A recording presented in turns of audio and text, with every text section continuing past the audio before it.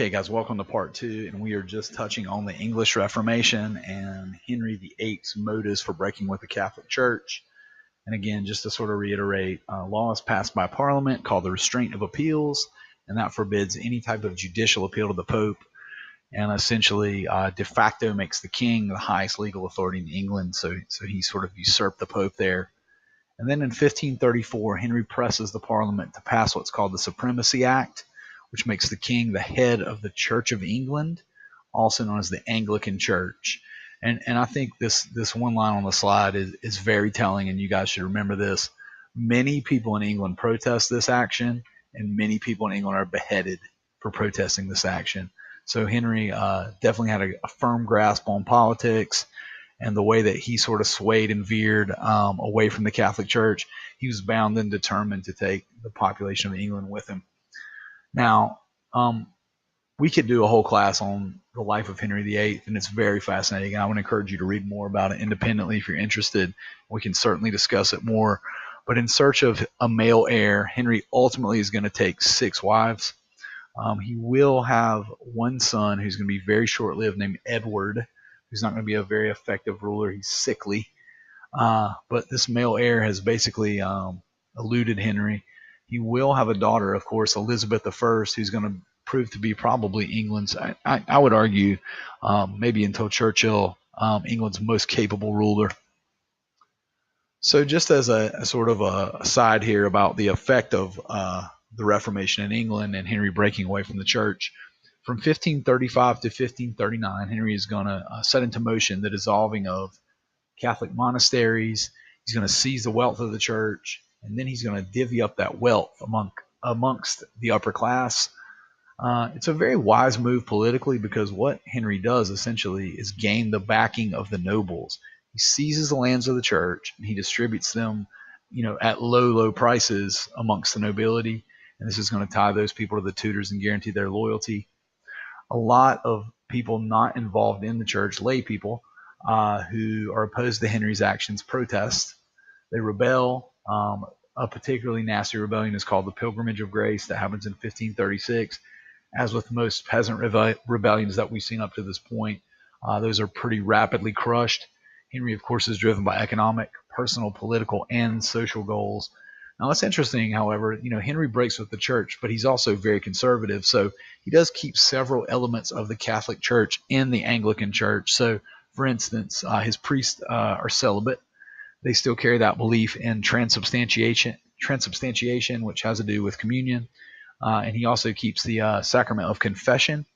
Now, to manage these new properties that have been seized from the church, Henry also grows the English bureaucracy, which, again, is another way to sort of solidify centralized power and take that power away from the church. Power is always to be given and taken.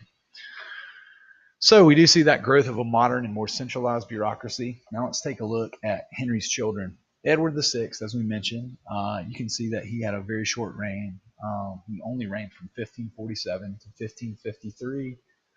Probably his most notable achievement is called the Book of Common Prayer, which is adopted by the Church of England under his reign, which is a prayer book that is written in vernacular English. Now, the woman that you see on the right is Mary Tudor. She was the daughter of Henry and Catherine of Aragon. She also had a pretty short reign, 1553 to 1558. She, during her reign, following Edward, returns England very briefly to Catholicism. Again, there are several protests. Now that people have gotten used to the idea of Protestantism, there's a lot of political resentment. There's a lot of religious resentment, and Mary deals with those things very harshly. I think just by looking at her face, you could tell that she's a woman not to be trifled with, and she earns the nickname Bloody Mary by killing, several hundred Protestants in her reign. She is married to Philip II of Spain, who, of course, is Catholic. She's very unpopular in England, and she dies at the age of 42, creating a vacuum, which leads to the reign of Queen Elizabeth and ultimately the establishment of religious stability in England. Now, if you look at Elizabeth's reign, you'll see that she reigned from 1558 all the way to 1603. And of course, reigning for 45 years, she had a lot of time to effectively sort of calm the situation down. Luckily, Elizabeth was very pragmatic in her rule, and she sort of found that middle ground between Catholics and Puritans or Protestants that needed to be found. I think a great quote that the text brings out about Elizabeth is that she did not care what people believed as long as they kept quiet about it. So she had sort of a don't ask, don't tell policy towards religion, which kind of suited everybody. She said very famously that she had no desire to create a window into men's souls. So, under Elizabeth, the Elizabethan settlement required outward uniformity with the queen as head of the church. But again, what people did at home, she felt was their own business. As long as they weren't being rebellious, she was fine with it. Which again was a very sort of pragmatic outlook, I think. Other notable figures are particularly Mary, Queen of Scots. She is Elizabeth's cousin. She's a very devout Catholic.